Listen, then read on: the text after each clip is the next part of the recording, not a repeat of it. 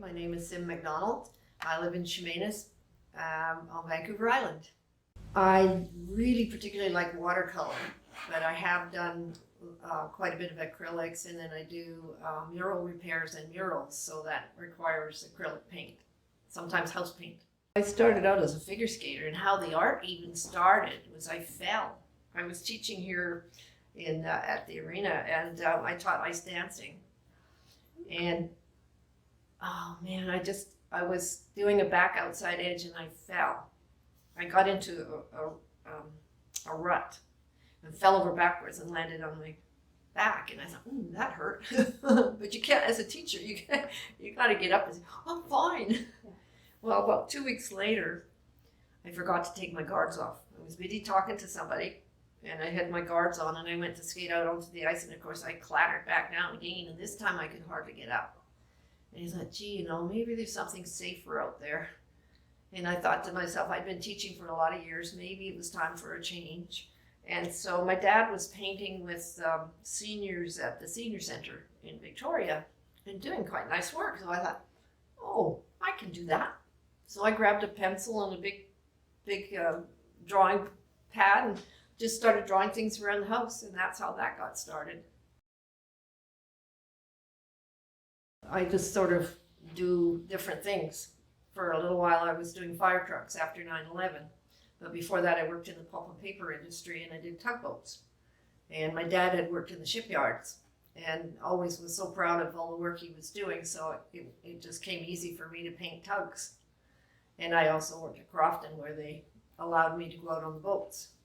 So that's how that came about. And then eventually, when I was out of the industrial end of things, I started just doing nature. And now it's come a little bit around to the dancers. And it's lots of fun.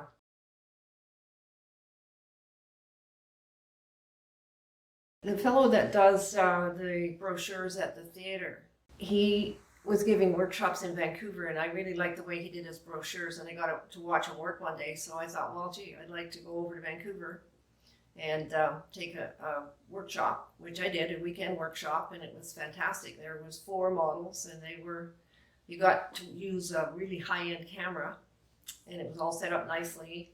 And I just sort of thought, I like this.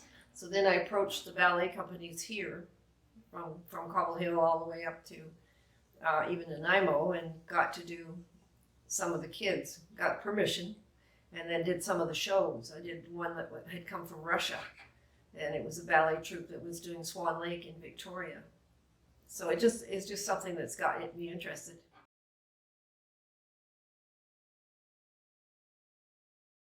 I know that there's a lot of people out there either doing ballerinas or folks dancing and whatever, and I thought, well, it'd be nice to capture something just a little different. So the idea behind that was that it almost looked like a pencil drawing in the background instead of photography. And so I worked on it to get the balance right so that I could see that it worked. And Moon Dancer was a little different. That's a little gal, she's 14, and I've got to be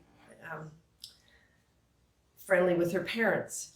And so they let me go before COVID, I got to go to the dance studio in Duncan, and she put on all kinds of costumes for me and jumped and carried on and stuff. And I got the idea that with that one move that she made, that it would look good in the moon. And that's how come it became Moon Dancer.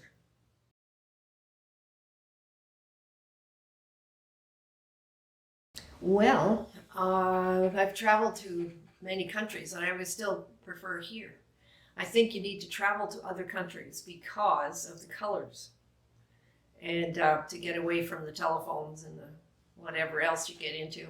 I've actually painted in all the way from Hawaii to Florida to different other countries, and I've hauled my art stuff with me and never touched it.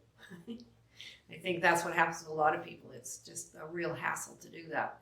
But Hawaii, I was there a couple of times, and I did acrylic collage and watercolors with a guy that Brian Adio. He's watercolor in that society in Toronto. And Frank Webb was the other one I took from in Hawaii, which was really interesting because it was collage. And what I did is I went out and sketched somebody and then went back to the class and did a collage. Interesting. So it was fun.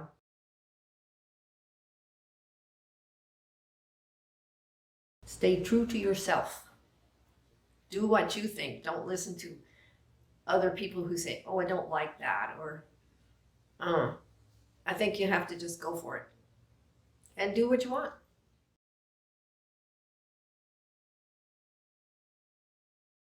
I got to do my first mural in Chemainus in 1992. And then I got to be the curator because I was a local. I was the first local to do one. And I started with shaky legs repainting, retouching some of the senior people murals. And it was a little difficult at first because I was afraid of my own self, that I couldn't do this. But it got to the point where I could pretty well copy what they're doing, their style, so that if you look at the mural book and look at the picture, you can't tell a difference. I think the biggest challenge of a redo was the one where a truck drove into the credit union and went right through the wall, and took the mural, a whole portion of the mural out. So they had to redo the whole wall. So I had to start from scratch, and that was harder than it is to repaint over top of something that's already there.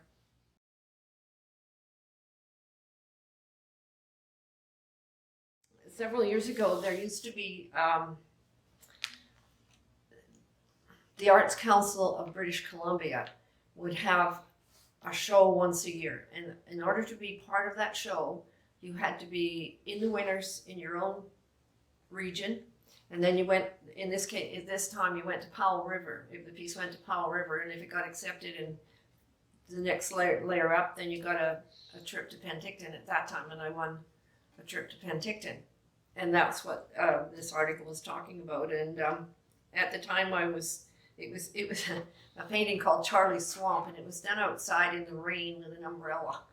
And I still have the piece. It's just a very small oil, and it was just really neat to do that, to be able to get something plein air.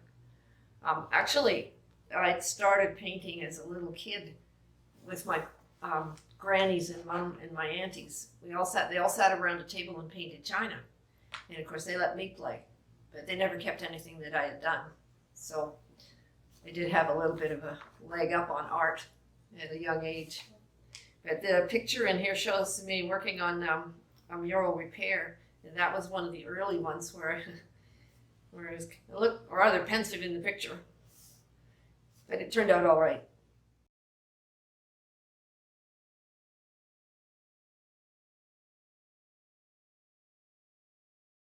This one that's in this month's Voice was kind of fun because they contacted me and said, could I give them some anecdotes about what happened as a mural painter as such. And so I was able to relate a few things that I did that none of the other artists did, which is I got a guest book and got people to sign because they thought, well, all the people coming by from all over the world are only going to see how far I've gone at the time they're there. And sometimes when you're just starting out, they go, oh, I don't know what that's going to look like. So we got the guest book, and I told people that if they gave me their address, I would send a postcard. Little did I realize by the end of doing the mural, I had 500 postcard people wanting postcards. So as it happened, Fletcher Challenge said, okay.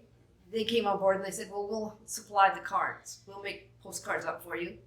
And the paint I was using was Benjamin Moore.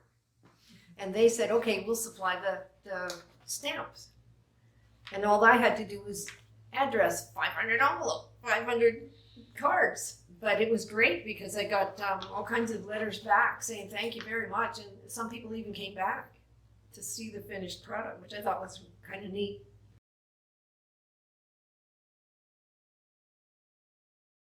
I got interested in birds, and I actually traveled a couple of times with Portland Audubon Society. We went with birders, which is not the same as a photography birder. They count, and then they're gone. And I want to sit there, oh, I got to watch. So a few times on the tours, they would leave me alone and they'd say, okay, you stay there. We're going this way.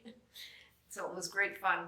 So this book here, I didn't realize I was a birder, to be honest with you. And that's why I called it The Unexpected Birder. And what prompted me to do this book was the Photographic Society of America, which is I'm a member of, had a competition. And they said, okay, 40 pages is it, and you can enter a book. And so I entered this one, and I got an honorable mention. So it was my first international award, and that was really fun. And so now I'm still doing birds, but expanding with the ballet and abstract.